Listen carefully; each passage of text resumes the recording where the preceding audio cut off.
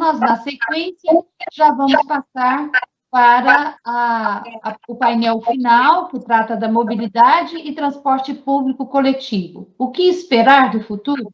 Esse painel de encerramento tem como palestrante o Dr. José Carlos Xavier, que é consultor no Brasil, em muitos estados, na área de transporte e mobilidade urbana, já foi secretário nacional de mobilidade urbana, já ocupou muitos cargos nesta área aqui, e certamente também nos deu o prazer de participar de todo o evento aqui que eu acompanhei, ele esteve conosco durante toda a manhã, e certamente vai nos ajudar a fechar esse assunto, que não se encerra por si só, mas fechar esse dia de muito aprendizado. Boa tarde, doutor José Carlos Xavier.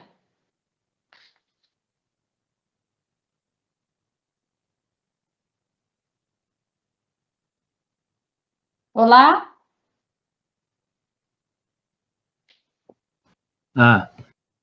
Boa tarde a todos. Boa tarde. A todas. É um prazer atender esse convite do Ferrari aí para tentar contribuir um pouco com este evento que eu reputo como muito bom. É até difícil buscar alguma contribuição diferente daquelas que já foram colocadas aí, mas acho que é uma oportunidade também para tentar consolidar isso e apresentar um caminho que talvez a gente possa seguir.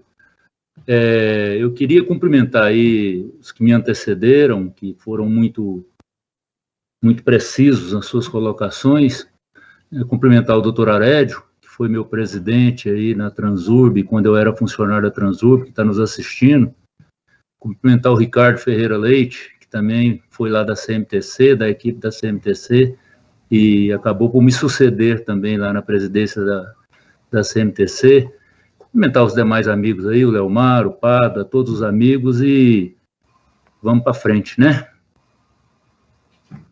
É um prazer, novamente, é um prazer estar falando com vocês. Eu quero dizer que se a pandemia tem um lado bom, é que eu posso falar com vocês hoje, estando aqui na fralda da Serra Dourada, né? Eu estou aqui em Moçambiques e estou falando com vocês daqui. Para mim é um privilégio.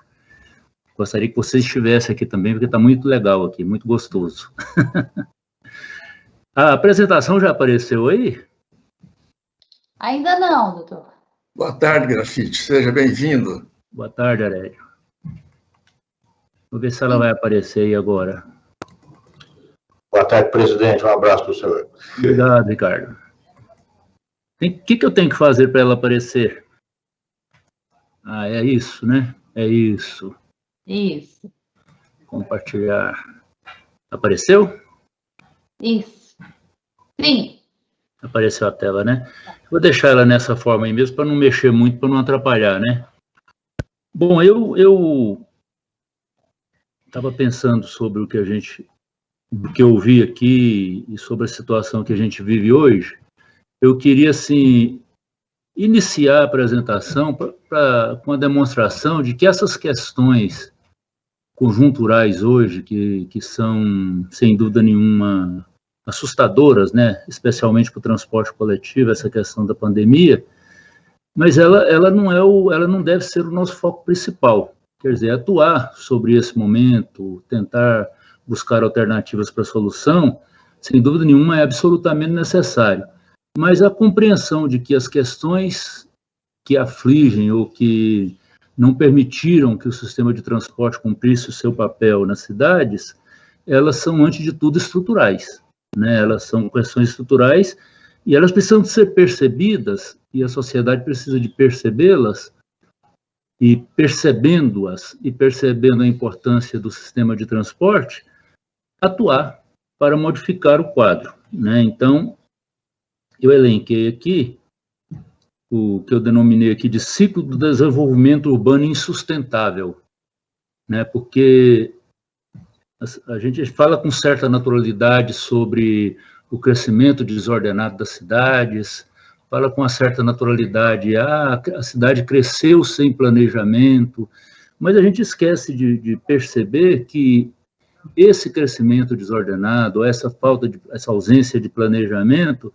ela pode ser também intencional, ou se não é intencional, de alguma forma ela acaba por favorecer também alguns setores que acabam tendo alguma vantagem com esse tipo de solução, que não é uma solução, porque passa a maior parte das cidades brasileiras. Então, acho que a percepção disso é importante, né? O crescimento desordenado das cidades, ele produz reflexos negativos sobre os transportes urbanos e ele conduz a cidades menos acessíveis. Acho que ninguém tem dúvida disso, né? Quem mora lá no Orlando de Moraes, lá perto de Santo Antônio, em Goiânia, com certeza tem menor acessibilidade às potencialidades que a cidade pode oferecer, aos serviços que ela pode oferecer, do que quem está morando no setor Bueno, quem está morando no Jardim América, quem está morando no Marista. Então, acaba produzindo uma cidade menos acessível e, sobretudo, uma cidade desigual. A política de uso do solo, que não leva em conta a mobilidade urbana, associada a uma política de investimentos que não favorece o transporte público, contribuem para o número crescente de veículos individuais motorizados nas ruas. Também isso foi falado hoje por todo mundo, né? O modelo vigente, ele acaba quase que por impor a necessidade do automóvel. E impõe a necessidade do automóvel por deslocamentos que seriam absolutamente passíveis de serem feitos por outros modos de transporte muito mais eficientes. Um deslocamento que, às vezes, poderia ser feito por uma bicicleta, havendo uma estrutura adequada, ou por um ônibus, havendo uma oferta adequada, um itinerário condizente, ela acaba exigindo um automóvel.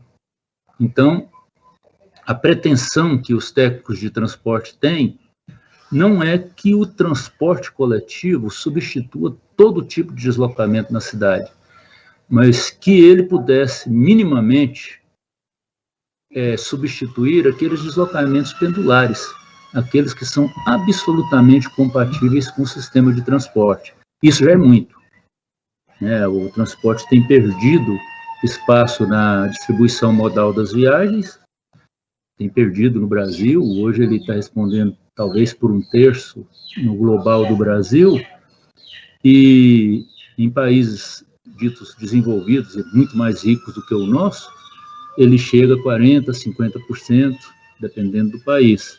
Então é desejável que a gente pense nisso, reflita nisso. Olha, a política de mobilidade urbana está correta, a política de uso do solo está correta, né? O investimento está favorecendo o transporte público ou está favorecendo outro tipo de solução que não esta? Essa solução que hoje é oferecida e acaba por ser imposta, ela agrava os congestionamentos.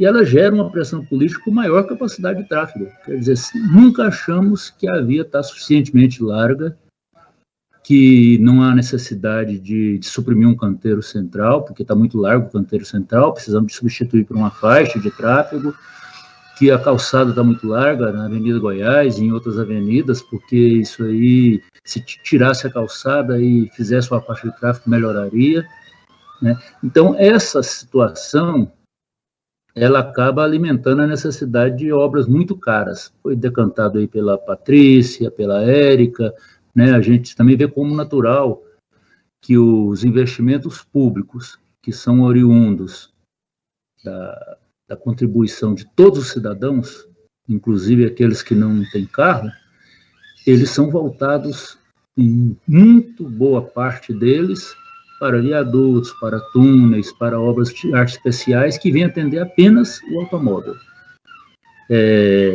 Não é uma idiosincrasia goianiense você ter viaduto que não pode passar bicicleta nele, por exemplo, que não pode passar pedestre. No Brasil todo, essa é uma regra. Você gasta 30 milhões de reais num viaduto e é incapaz de gastar 5 milhões a mais ou 3 milhões a mais para fazer uma faixa cicloviária ou uma faixa de pedestre adequada para a sua travessia. E acaba impondo tanto a caminhabilidade como aos ciclistas distâncias muito longas, e isso não é bom para a cidade, isso não é bom para as pessoas, isso não leva a um sistema de mobilidade adequado, equilibrado, sustentável, que produza menos poluição e que produza menos acidentes. E a retroalimentação se dá que os congestionamentos se transferem para outros pontos. Eu construo um viaduto ou um túnel, o congestionamento às vezes sai dali no horário de entrepico, mas passa para outro ponto, um semáforo logo adiante, e retroalimenta a necessidade de investimento. As pessoas falam, se não tivesse feito esse viaduto estava pior, mas precisa de pôr outro ali na frente, precisa de substituir aquele semáforo por um viaduto, precisa de cortar aquela rotatória e fazer lá uma trincheira, porque aí o trânsito vai melhorar. Então, você fica com um ciclo vicioso em que a necessidade de obras e a necessidade de investimentos cada vez maiores é retroalimentada justamente pelo modelo que está sendo colocado. Então, isso precisa ser rompido. Não tem sentido isso. E tanto não tem sentido que países mais desenvolvidos estão tomando atitudes diferenciadas. Los Angeles, que o pessoal dizia que não podia ter metrô há algumas décadas, as últimas décadas, começou a investir muito alto em sistemas de alta capacidade de transporte, porque percebeu que viário em cima de viário e viaduto em cima de viaduto e alça e ocupando o espaço da cidade todo com um espaço viário e tal, não é adequado. E é muito caro e não resolve o problema. Então, isso tudo que eu tentei descrever aqui, logicamente de uma forma simplificada, compõe um ciclo de um desenvolvimento urbano insustentável. E isso tem efeitos muito grandes no sistema de transporte coletivo, que todo mundo quer um sistema bom, como diz o ditado, né? Seja pobre ou seja rico, todo mundo quer um sistema bom. Como diz o Leomar, uns falam da janela do carro e criticam, outros falam porque sofrem o dia a dia, mas todos eles falam, não, o sistema tinha que melhorar. E eu não tenho dúvida de que o sistema tinha que melhorar muito, muito mesmo.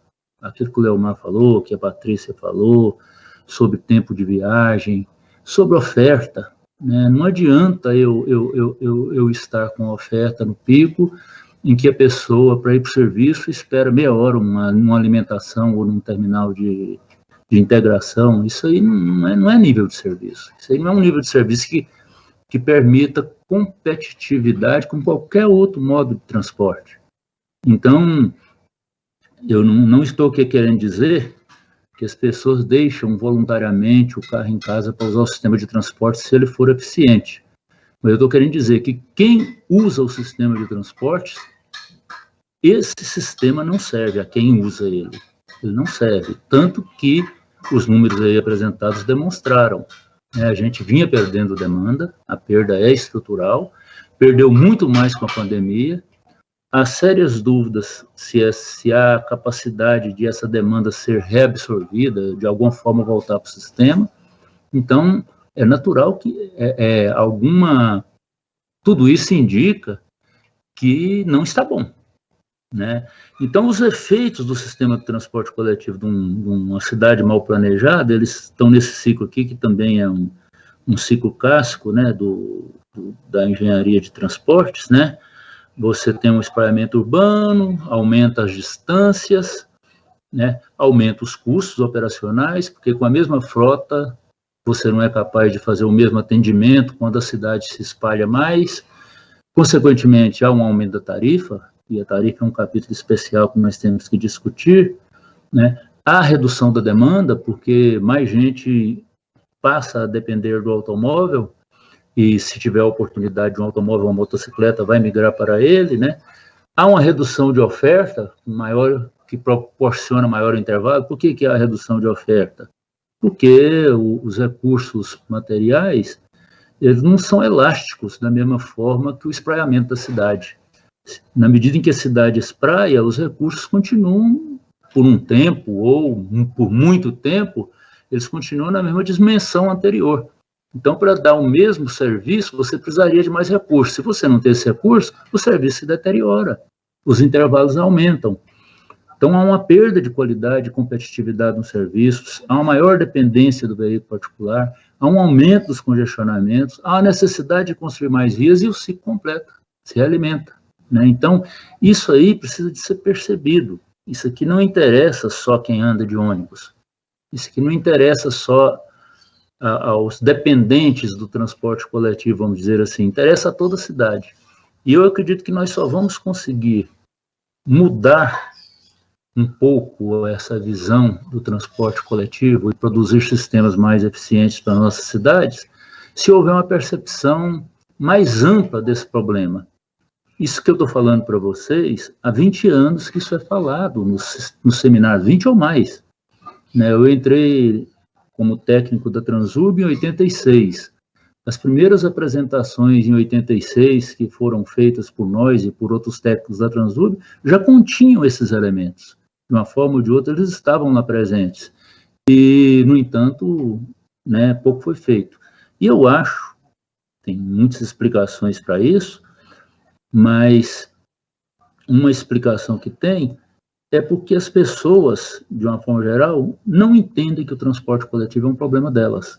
Elas entendem que o transporte coletivo é uma necessidade para quem não tem carro. E se fossem só as pessoas que pensassem isso, a gente ainda conseguiria, talvez, avançar um pouco. Mas o problema é que nossas políticas, elas também consideram isso. Nossas políticas públicas, elas consideram que o problema da mobilidade, da acessibilidade das pessoas, é um problema individual, um problema de capacidade. Se você tem carro, você compra um carro e, aparentemente, você resolveu. No mínimo, você vai estar dentro de um ar-condicionado, num congestionamento, mas você vai estar mais confortável do que estar em pé dentro de um ônibus. Se você não tem dinheiro para comprar um carro bom, compra um carro ruim. Se você não tem dinheiro para comprar um carro mais velho, compra uma motocicleta. E se você não tem nada, você anda de ônibus. Então, essa é a visão que, infelizmente, perdura e que eu acho que está na raiz dos problemas que a gente enfrenta. Resumindo, eu entendo, mais do que isso, eu estou convencido de que o transporte precisa deixar de ser tratado como coisa ou serviço para coitados, para pobres. Ele tem que passar a ser tratado como um elemento associado ao desenvolvimento urbano das cidades. E isso não é falso.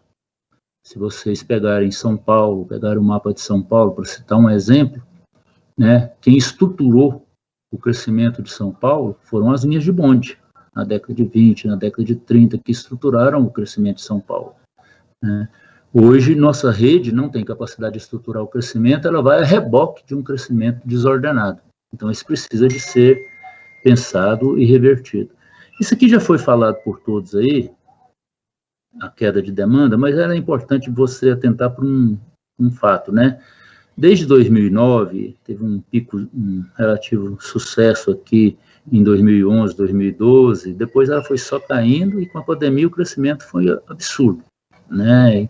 Tanto em números absolutos, como também em passageiros equivalentes à tarifa, né? Em números tarifados, talvez até um pouco pior aqui na relação econômica do sistema, né?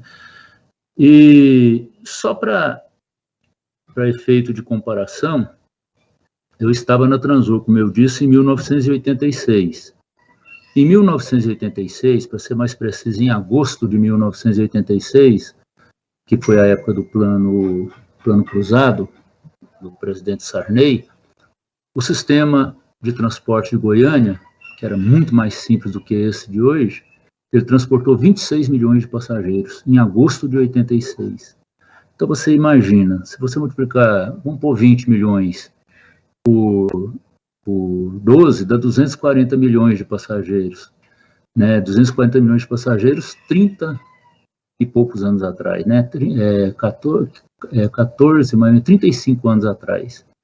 Então, imagine o crescimento da cidade, né? O crescimento demográfico, o crescimento da cidade e a rede hoje transportar muito menos passageiros do que ela transportava 35 anos atrás. Então, isso é, de certa forma, assustador. É assustador também porque as empresas estão quebrando, mas não só por isso. É assustador porque a cidade está perdendo uma rede, perdendo um elemento capaz de lhe conferir um pouco mais de sustentabilidade ambiental, um pouco mais de sustentabilidade do ponto de vista do crescimento da cidade, do desenvolvimento da própria cidade. Então, nós estamos perdendo isso. Né? Nosso sistema está perdendo a capacidade. Para onde vamos? Que é a pergunta do seminário, né? Eu acho que se nada for feito, tá claro que os sistemas vão quebrar. A gente vai ter uma desregulamentação, com certeza aquela parcela mais rentável do sistema vai passar a ser atendida por um sistema desregulamentado, a parcela menos rentável do sistema, que são as linhas mais distantes, as linhas periféricas, ou elas vão praticar uma tarifa de uma forma absolutamente insustentável, ou elas vão deixar de ter serviço. Isso já aconteceu em alguns países em que a desregulamentação atingiu com muita força. Então, nós, como disse o professor Wheeler, né, o nosso sistema não tem resiliência capaz de suportar essa queda de demanda, essa deterioração que se avizinha, que já era estrutural e que está aprofundando agora. Então, com certeza, se nada for feito, é uma catástrofe.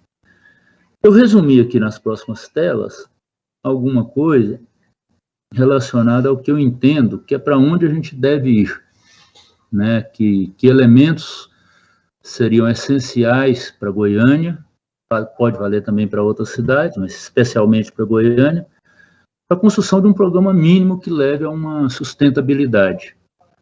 Isso também já foi dito de alguma forma pela Érica, pelo Wheeler também, pelo Tarcísio, né? Primeiro, eu acho que é imprescindível uma requalificação da gestão do serviço de transporte coletivo, ainda no ambiente metropolitano, preservando o ambiente metropolitano, e eu entendo que o caminho talvez seja um consórcio público, envolvendo o governo estadual e os demais municípios da região metropolitana. Por que um consórcio público? A CDTC, ela cumpriu um papel, a Câmara Deliberativa de Transportes Coletivos, mas ela não tem uma personalidade jurídica capaz de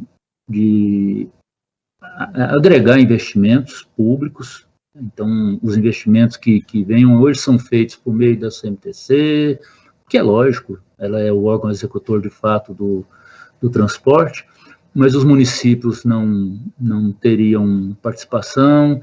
Então, o consórcio público ele consegue agregar tanto a capacidade que cada município tem de investir, de contribuir com essa rede, a capital e o Estado, como ele pode ser capaz também até de oferecer uma certa obrigação aos municípios a se integrarem a este consórcio. Né, o consórcio do Recife, ele conseguiu, apesar de que por lá também temos problemas, o consórcio do Recife conseguiu que aqueles municípios que não quisessem integrar o consórcio também não teriam benefícios da rede de transporte. Então, o município ele teria que se integrar ao consórcio, isso é bom, de alguma forma contribuir percentualmente à sua população, aos seus indicadores econômicos e tal, talvez, uma forma aí de contribuição, e construir uma capacidade maior dessa gestão metropolitana. A discussão sobre sistema único, sobre se vai ter subsistemas integrados, Aparecida é um subsistema, Trindade é outro subsistema, isso aí são detalhes. Eu acho que o que tem que ser preservado é o espírito metropolitano, porque para o usuário de transportes, ou usuário de qualquer outro serviço que resida em um município da região metropolitana ou na capital, as fronteiras elas não existem, né? Elas existem politicamente, né, geograficamente, mas elas não existem para as pessoas. Então, o serviço tem que ser tratado de uma forma metropolitana. Nós temos que ter uma rede única. Redes de transporte superpostas são muito ineficientes. Então, temos que preservar isso. Mas temos que requalificar essa gestão. Essa requalificação passa pela reestruturação do órgão gestor. O Wheeler falou muito disso, a Érica falou também, né? Ele tem que ter uma capacidade de planejamento, de controle, de fiscalização dos serviços. Infelizmente, a CMTC ela já teve alguma capacidade, hoje tem menos capacidade do que tinha, e eu acho que ela precisa de ser requalificada, em ter investimentos em recursos humanos, em capacidade, em capacitação técnica, porque é impossível que um órgão gestor, por exemplo, não conheça plenamente a demanda do serviço, ou não conheça plenamente os recursos que são colocados nesse serviço, ou não sabe exatamente quantos quilômetros foram rodados no mês nesse serviço. É impossível você fazer gestão sem você dominar tudo isso e ter isso como elementos para o planejamento dos serviços, né? Tem que viabilizar a busca de financiamento dos investimentos e do custeio do serviço. Quer dizer, teve uma época que a gente falava só em investimento. Uns 20 anos atrás, aí a gente só falava em investimento. Não, o sistema precisa de investimento. Por que a gente falava em investimento? Porque, às vezes, alguns investimentos em infraestrutura dos sistemas eram feitos também pela tarifa. Aqui em Goiânia também aconteceu isso. Quer dizer, você financia com recursos públicos o asfalto, a drenagem, o asfalto que vai servir aos automóveis, aos viadutos, os túneis, e na hora de financiar o serviço de transporte coletivo, fala, não, a tarifa financia. Mas aquele usuário do transporte coletivo já tinha pago também seus impostos, né? E ele vai ter que pagar também os investimentos no transporte coletivo, além do custeio. Hoje, a pandemia colocou isso de uma forma mais clara, já se fala abertamente da questão do financiamento dos custeios, que era um absurdo não falar. Hoje é um absurdo não falar. Hoje, todo mundo percebeu, o que a Europa já tinha percebido há tempos, que para ter um sistema de transporte eficiente, você tem que contribuir com recursos de todos para que ele seja eficiente. Você tem que investir nele. Se você não investir nele, ele não vai ter a eficiência desejada, porque se você aumentar a tarifa para cobrir as necessidades que ele tem, ele perde a competitividade e as pessoas vão andar em outro modo de transporte. Então, ele não é para atender só pobre, não. O financiamento de custeio não é para atender as camadas mais desfavorecidas da população, não. É para que ele tenha competitividade. Para que se eu der uma tarifa baixa no sistema, eu possa impor outras medidas no tráfego que desestimulem o uso de automóvel, o uso de outros modos de transporte menos eficientes. Então, eu tenho que dar tarifa baixa por isso. Eu estou com a camiseta aqui de Tallinn, não sei se vocês viram aqui a camiseta, lá de Tallinn. Tallinn fez tarifa zero. Tallinn é a capital da Estônia, lá tem tarifa zero no transporte, porque a cidade entendeu que tarifa zero era mais eficiente, tanto para o sistema de transportes, atrair as pessoas, como para ela poder desestimular o uso de automóvel, o uso de motocicletas e impor algumas restrições. E ela fez isso. Então, já temos uma capital mundial, temos outra em Luxemburgo, temos outras menores, mas Tallinn é uma capital de razoável porte e lá tem tarifa zero por conta disso, né? Então, falar em financiamento hoje, tem que falar no custeio do serviço, ele tem que ser financiado de alguma forma com recursos públicos. Ah, o município não tem capacidade. Não tem mesmo. Isso aqui é uma questão, ainda mais no ambiente metropolitano, é uma questão que tem que envolver o governo federal, os governos estaduais, o governo estadual nessa questão, porque o município sozinho talvez não dê conta de custear um serviço de qualidade. Porque também fazer um custeio que vai servir para manter o mesmo nível de serviço que nós temos, também não é muito interessante, não interessa muito, vamos gastar dinheiro e vamos continuar com um serviço ruim, né? Então, tem que se pensar muito nisso. Isso leva a um novo modelo de remuneração. O modelo de remuneração vigente, isso aí pode interessar muito ao TCE, aos conselheiros do TCM e outros Ministério Público, né? O modelo de remuneração que nós temos lá, fixado no contrato, em Goiânia, na região metropolitana de Goiânia, é um modelo de remuneração baseado na tarifa. Então, a tarifa tem que subir na medida em que cai a demanda. A tarifa tem que subir na medida em que aumenta os custos. A tarifa tem que subir na medida em que o petróleo aumenta, na hora que o salário de motorista aumenta, né, tudo isso.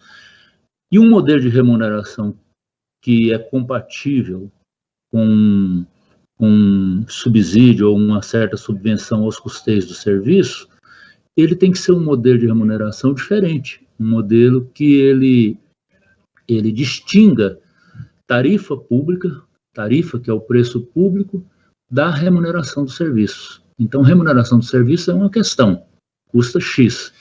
A tarifa que vai ser cobrada do usuário, eventualmente, poderia até custar mais do que X, se assim fosse definida, mas ela vai custar menos do que X, porque uma parte vai ser colocada pelo governo ou pelos governos estaduais, numa câmara de compensação para isso.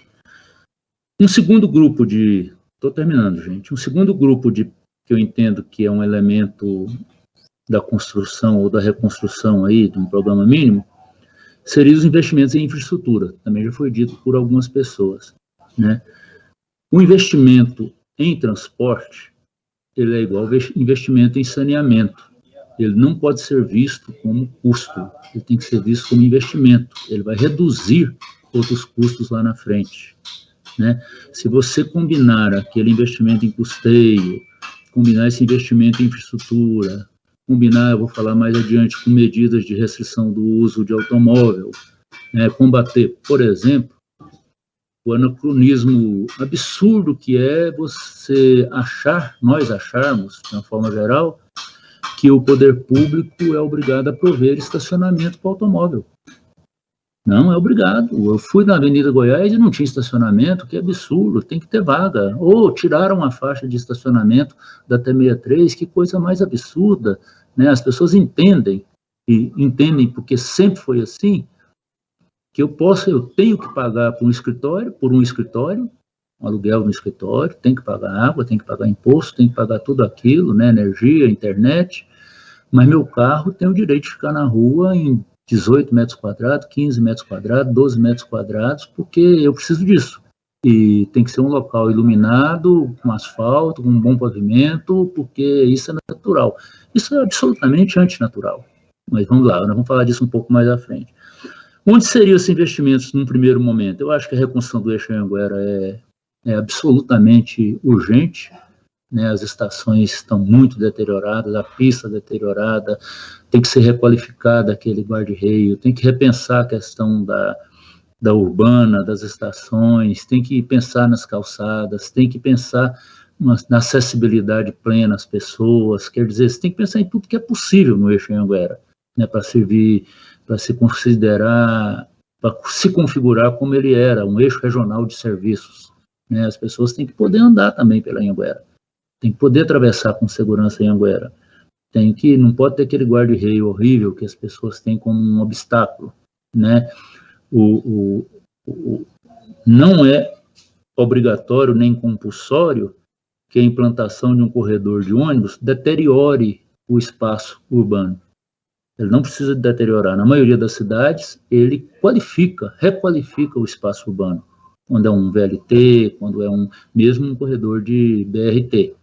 Haja vista aí a situação de Bogotá e de outros países e de outras capitais mundiais, em que a implantação do corredor foi uma oportunidade de requalificação e não de deterioração.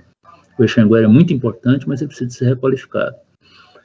Nós precisamos de 100 quilômetros de corredores preferenciais. Isso nós já precisávamos 10 anos atrás. Eles já estavam lá medidos, definidos, com projeto básico e tal, mas não foram construídos. Estamos construindo alguns, terminando o T7, com muita lentidão. Nós precisamos de 100. Precisamos de já pegar corredores como a Avenida Bangalô, corredores como a Avenida Castelo Branco, e criar lá uma faixa preferencial de ônibus, se não é possível criar uma faixa exclusiva, nem talvez seja necessário, mas criar uma faixa de ônibus. Precisamos de reconstruir os terminais de integração do eixo Anhanguera, já falei nisso lá em cima, né? E o último grupo de elementos de construção de um programa mínimo é a elaboração de um plano de mobilidade urbana para Goiânia e para cidades, no mínimo, para as cidades de Aparecida, Goiânia, Trindade, Goianira e Senador Canedo, em cumprimento da Lei 12.587. Por que isso?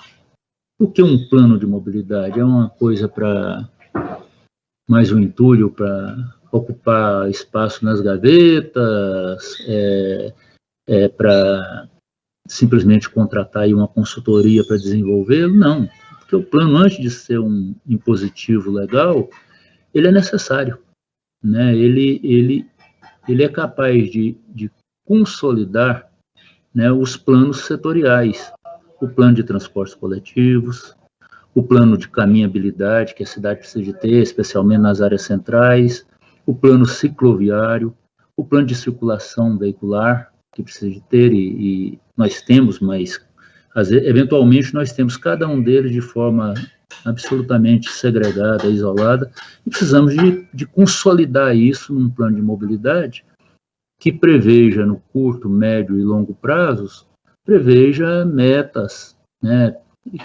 enseje programas e enseje projetos que precisam ser desenvolvidos num determinado prazo. Esse era o espírito da lei de mobilidade urbana, né? Que a cidade construísse seus planos de forma a ter horizontes, né, de projetos, horizontes para os seus sistemas. O que eu coloquei aqui, para além do plano de transportes coletivos, para além do plano de caminhabilidade, cicloviária e circulação? O plano de gestão de demanda de viagens, que o professor Willer até fez menção a ele. Isso é muito importante, esse plano, porque nós fomos educados a tratar o sistema viário, a solução de transporte e tal, pela oferta. Eu preciso de ampliar a oferta de transporte, eu preciso de ampliar a oferta de viário para automóvel, eu preciso de ampliar a oferta de passeio público para chegar no limite, né? E o plano de gestão de demanda de viagens, ele obriga aos gestores a tratar a questão pela administração das viagens. Quer dizer, onde eu posso reduzir viagens de automóvel? Como eu posso fazer para reduzir viagens de automóvel? Será que tem soluções extremas, né? A gente gosta de citar os extremos para exemplificar. Podem até ser pouco concretos para a gente, ou até, a gente pensa até que um pouco inverossímeis. Mas, por exemplo, há cidades que constroem um centro de convenções e não tem uma vaga de estacionamento para carro. Tem, no máximo, lá um estacionamento para pessoas com deficiência, para pessoas com redução de mobilidade, e o acesso prioritário é por um VLT, ou por um sistema de ônibus, ou por um metrô, dependendo da cidade. E se alguém quiser ir de ônibus, de automóvel, vai pagar um estacionamento muito caro, privado, perto, que às vezes nem é possível que tenha. Por exemplo, Paris está reduzindo até essa possibilidade de você construir estacionamentos privados no centro. Quer construir, mas não pode, que não é para ter estacionamento privado. Então, esse plano de gestão de demanda de viagens, ele começa a analisar isso. Escuta, eu tenho que desestimular o uso do automóvel. Eu tenho medidas que eu estimulo as pessoas a deixar o automóvel e tem medidas que eu posso obrigar as pessoas a deixar o automóvel. O que está ao meu alcance para reduzir viagens de automóvel, de motocicletas? Então, isso tem que ser pensado e tem que ser feito, né? Só para citar um último exemplo, né, uma cidade na Holanda, não me lembro o nome agora, que a lei de uso do solo, ela dá um gabarito maior para quem for construir apartamentos sem garagem. O apartamento com garagem tem um gabarito menor, pode construir menos apartamentos. Agora, quem for construir, aquela construtora, aquela incorporadora que quiser produzir lá um apartamento sem garagem, ela vai ter um gabarito muito maior, vai poder construir muito mais apartamento do que a outra. Isso numa determinada região da cidade. Então, são exemplos que podem vir, a gente espera que um dia serão adotados no Brasil. E o que é o pano de fundo de tudo isso, para terminar? O pano de fundo de tudo isso é a política de mobilidade urbana. Quer dizer, a Lei 12.587, e para um registro que talvez a maioria saiba, né, eu estava como secretário no Ministério das Cidades quando ela foi elaborada, em 2007, quando eu saí do Ministério, nós encaminhamos essa lei ao Congresso. Né, essa lei foi encaminhada em agosto de 2007 ao Congresso. E ela tramitou durante 5 anos no Congresso e acabou sendo aprovada em 2012. Né? E essa lei ela já foi decantada, inclusive o TCE, na justificativa do seminário, colocou vários elementos dessa lei, mas eu queria levantar 2 pontos aqui. Primeiro, o princípio maior da lei. O princípio maior da lei é a equidade no uso do sistema viário. Quer dizer, o que significa equidade no uso do sistema viário?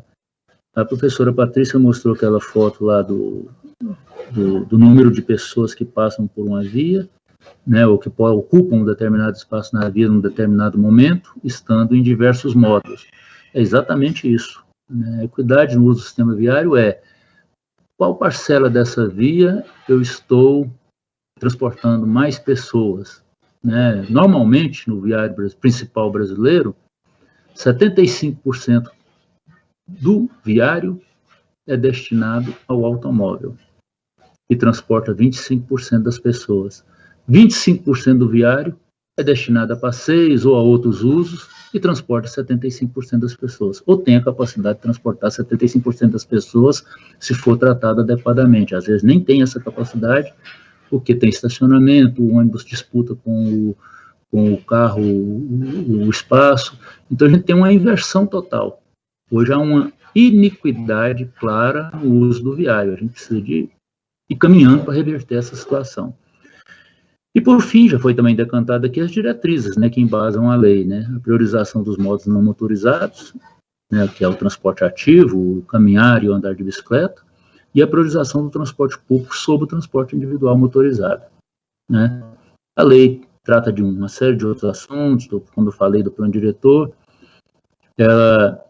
ela fixa de uma maneira mais clara o pacto federativo com relação ao transporte coletivo, né, ela fixa bem as atribuições dos entes federados, o que é competência da União, o que é competência dos estados, o que são competências municipais, e isso está bem fixado na lei, né? A lei permite hoje que os municípios exerçam a sua autonomia adquirida na Constituição de 88, mas exerça essa autonomia, especialmente nas regiões metropolitanas, juntamente com os estados, porque há necessidade que os estados participem, né? Então, o plano há que ser metropolitano, ou há que ser local, mas coligado ou integrado com outros planos de outras cidades. Os planos, então, têm que ser integrados, né? Aquilo que foi dito aí já por outro palestrante, né? É impossível, acho que o Pádua do CREC disse, né, que é impossível não adianta fazer um plano em Goiânia e não fazer em Aparecida de Goiânia, ou não fazer, é verdade isso, né? Nós temos que fazer um plano que, mesmo que ele seja o de Goiânia feito por Goiânia, o de Senador Canedo feito pelo recurso de Senador Canedo e assim por diante, eles sejam, de certa forma, integrados metropolitanamente, né? Então, eu resumi, é lógico que se a gente fosse falar, podia falar muito mais, né, muito mais coisa, detalhar mais coisa, mas eu resumi a minha contribuição a esses slides, e eu queria novamente agradecer a oportunidade e estou à disposição de vocês. Essa apresentação pode ser enviada, não tem nenhum problema, e pode ser compartilhada com todos. Muito obrigado. Muito obrigada, doutor Zé Carlos Xavier, nosso amigo grafite, né? Obrigada pelas contribuições. Nós temos aqui uma pergunta. Grafite, em Tallinn, a tarifa zero no transporte público contribuiu para reduzir as viagens em automóveis, mas também ajudou a diminuir o número de viagens a pé e por bicicleta na cidade? É uma pergunta do MDT, uma ONG de Brasília que trata de mobilidade. Olha, eu conheço o MDT, mas eu não tenho essas informações. Infelizmente, eu não tenho uma série histórica de Tallinn para fazer essas comparações. Acho que é necessário, especialmente a academia, também buscar essas informações para a gente ter condições de fazer essa discussão. O que eu entendo é que pode, sim, num primeiro momento, impactar algum microsistema, eu não tenho dúvida disso. Mas há algumas experiências curiosas. Eu vou citar uma para vocês, que a gente vai contra a intuição, ou contra o senso comum. Sorocaba implantou bicicleta pública. A primeira sensação que se tinha, não tem nada a ver com tarifa zero, mas a natureza é semelhante. A primeira sensação que se tinha é que, ao implantar a bicicleta pública, havia um impacto no volume de passageiros dos ônibus, que os ônibus iam perder demandas.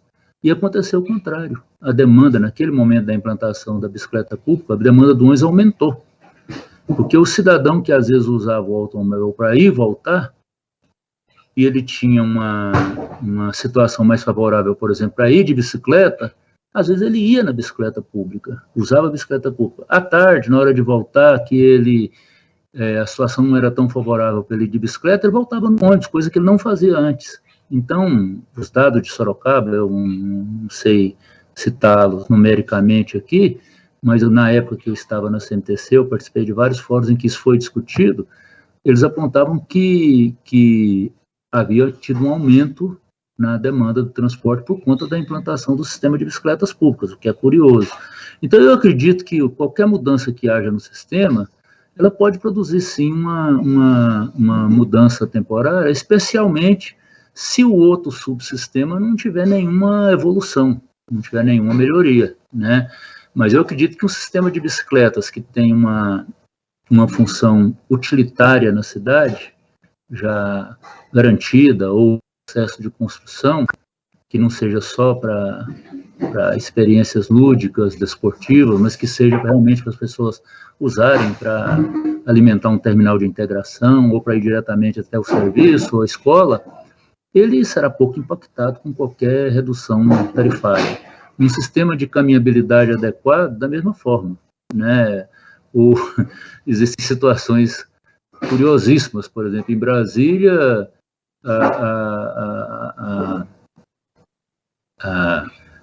a pessoa, para parar uma faixa de pedestre, tem que entrar na faixa de pedestre para parar o trânsito, para o fluxo parar, para outra faixa fluir. Quer dizer, são situações que uma situação impacta em outra. Você coloca uma faixa de pedestre que é para o pedestre passar. O cidadão que quer passar de uma aproximação, ele desce, vai lá para a faixa, para o outro fluxo para ele poder passar um punhado de carro para ele poder passar também. Então, são situações que têm que ser pensadas. Mas o que eu imagino, sem querer divagar muito, é que esses desenvolvimentos, essas evoluções, elas têm que ser concomitantes, elas não podem ser isoladas, né? A gente tem que ir desenvolvendo um sistema de alta capacidade, que é o BRT, eventualmente um VLT, mas não pode esquecer que precisamos de corredores preferenciais. Não podemos esquecer que esses corredores preferenciais têm que ter estações confortáveis, ou no mínimo iluminadas à noite, para que as pessoas peguem um ônibus. Tem que ter um caminho adequado para chegar nessas estações. Os terminais têm que ter, no mínimo, um bicicletário em condições da pessoa guardar sua bicicleta durante o dia, enquanto vai trabalhar. Quer dizer, isso tudo se complementa, né? Eu acredito que um sistema que vai se desenvolvendo dessa forma, dificilmente produz efeitos negativos nos seus subsistemas. O que acontece é que a falta de investimentos deteriora os sistemas, isso aí não tem dúvida. A falta de iniciativa, a falta de tratar o transporte como um elemento estruturador do desenvolvimento das cidades, é que produz uma série de desigualdades que precisam de ser, de deficiências que precisam de ser combatidas, né? A última menção, mais uma menção que eu gostaria de fazer, é a questão da acidentalidade. Até houve, pelos últimos dados que eu vi, uma certa redução na acidentalidade.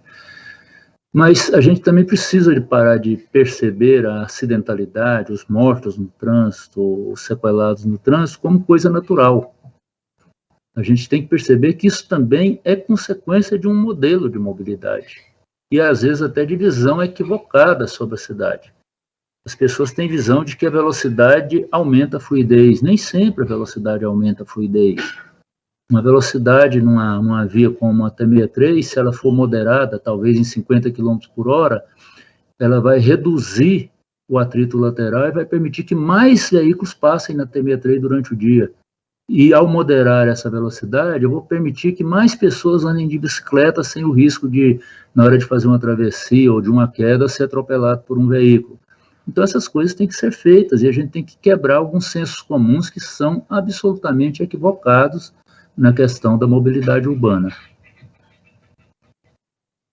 Ok, mais uma vez nossos agradecimentos, José Carlos, aí, direto de sua Moçambique, não é isso? Muito obrigada. Direto de Moçambique. Obrigado a vocês. O Leomar, ele havia pedido a palavra, desculpe, viu, doutor Leomar, eu realmente não vi, você então terá a oportunidade de concluir as suas palavras, e eu também tenho uma pergunta aqui enviada pelo YouTube para você. Pois não? Obrigado, Jaqueline. Primeiro, eu não tive condições de participar hoje de manhã, mas estou muito feliz de estar participando na parte da tarde, além de poder rever alguns amigos virtualmente, né, entendo que, né, todo o conteúdo e o diálogo até agora está muito rico, né, e muito produtivo. A título de contribuição, Em relação à Tallinn, eu tive a oportunidade de conhecer o serviço algum tempo atrás. Nós estamos falando de uma região lá em torno de 700 e poucos mil habitantes, né? Tallinn um pouco menos.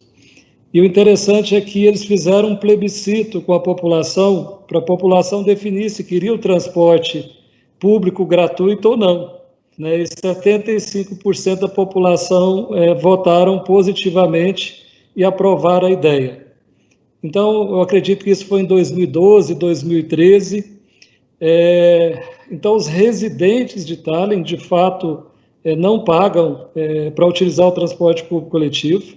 O procedimento é muito simples, eles fazem um cartão, tipo um green card, né, e pagam 2 euros, e tem que comprovar, logicamente, que são residentes. Há outros tipos, né, vamos dizer assim, que pode utilizar o serviço também gratuitamente, e eles valorizam muito isso. Por exemplo, a criança de 7 anos, ela pode utilizar gratuitamente. Um adulto acompanhado de uma criança de 3 até 3 anos pode utilizar gratuitamente. E, né, se a multa para quem utilizar o serviço indevidamente, sem pagar, e uma vez constatado isso pela fiscalização, na época era 40 euros. Né? Então, nós estamos falando aí, né, provavelmente mais de R$200, né? A quase R$250 praticamente.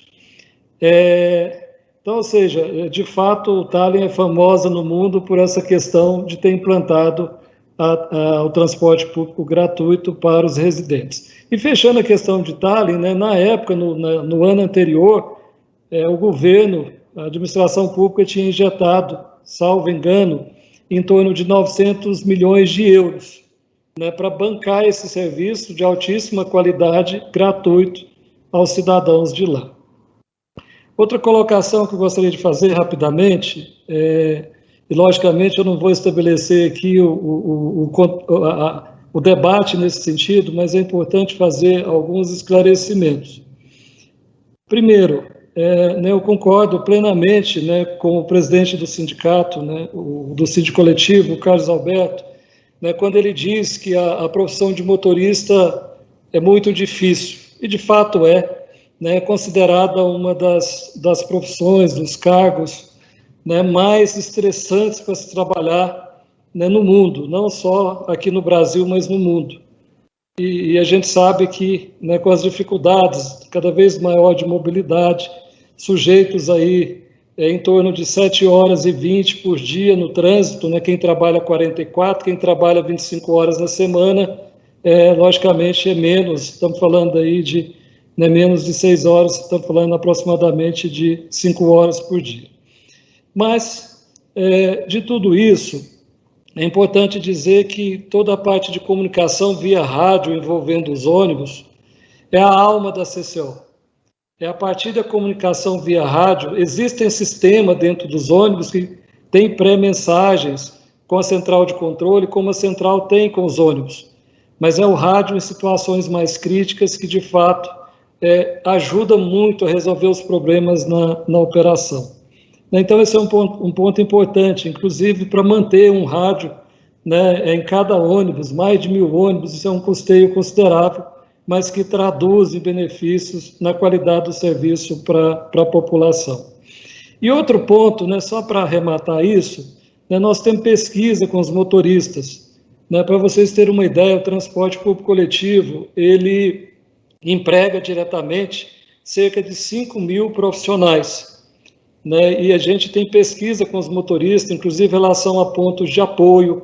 Evoluiu, gente. Antes da licitação tinha empresa, inclusive empresa que perdeu a licitação, que não oferecia a menor condição para os motoristas. O motorista fazia necessidades há 12 anos atrás na rua, e aí vai. De lá para cá da licitação, as empresas que ficaram e outras que ganharam, foi implantado todo um serviço de qualidade. Então, os pontos de apoio têm tudo que o motorista e as pessoas que trabalham em terminais têm. Geladeira, micro-ondas, só não tem cama. Cama não tem, né? E é uma situação difícil. Mas, enfim, fechando, né? Nós temos pesquisa com os motoristas com a satisfação, favorabilidade acima de 85%, que no nosso segmento é uma favorabilidade, é uma aprovação bastante positiva. Tem coisas para melhorar? Claro que tem, né? E a gente precisa de perseguir a evolução, a melhoria contínua todos os dias. Então, aqui não tenho nenhuma pretensão, né, de contradizer o presidente do Síndico Coletivo. Eu só gostaria de promover alguns esclarecimentos, né, em relação àquilo que, de fato, a gente tem e esforça muito para que seja melhor. Por último, reitero meus agradecimentos a todos, né, em nome do SET, em nome do RedeMob, em nome das concessionárias que atuam e fazem o nosso serviço acontecer juntamente com a administração pública. Muito obrigado. Obrigada. Então, agora nós passamos agradecendo a presença de todos, o acompanhamento de todos desde essa manhã. Acho que não é demais dizer o quanto nós aprendemos e quanto podemos evoluir em todos, e são muitos os assuntos, muitas as ideias. Então, eu passo a palavra agora ao conselheiro Edson Ferrari para encerrar os nossos trabalhos dessa tarde.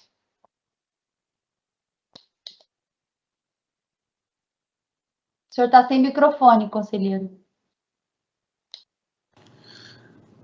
Apenas para agradecer a todos. Entretanto, para quem não usa o transporte coletivo há algum tempo, como eu acredito que a grande maioria de todos nós aqui, esses problemas todos passam ou passavam ao longe, né? Alguém me disse rapidamente, dias atrás, dizendo que o homem público precisa de coragem. E grafite nós nos conhecemos há algum tempo, né? Desde alguns anos já trabalhamos juntos em algumas outras circunstâncias, mas precisa de coragem. Nós conversando esses dias, eu falando que ninguém tem responsabilidade. Você não identifica a responsabilidade pública na região metropolitana de Goiânia para ou procurar alguma solução. Então, o Tribunal de Contas se propôs a isso e nós vamos levar isso adiante. Essa responsabilidade que passa a ser de todos nós, né? De todos nós usuários e moradores dessa cidade, que já foi muito fácil de morar nela, hoje não está tão fácil assim, mas que a gente pode contribuir, viu, Grafite? Vamos contribuir sim. Veja aqui a professora Patrícia também, que deu várias sugestões, aqui, assim como todos. Então, cada um contribuiu para aquilo que a gente exatamente queria. A responsabilidade nossa agora, vamos dar um jeito de equacionar algumas questões, levantar outras e chegar até as autoridades que se dizem responsáveis, ou que são, na verdade, ou deveriam ser responsáveis, para a gente arrumar minimamente uma solução e seja gradativa. As ideias estão aí, tem pessoas que pensam, nós ouvimos aqui, tem pessoas que pensam, e mais ainda, tem pessoas preocupadas. E eu só gostaria de ter a permissão de todos que participaram, que contribuíram, notadamente os palestrantes, que a gente os procurasse oportunamente para nós aprofundarmos essa discussão e nós vamos levar à frente.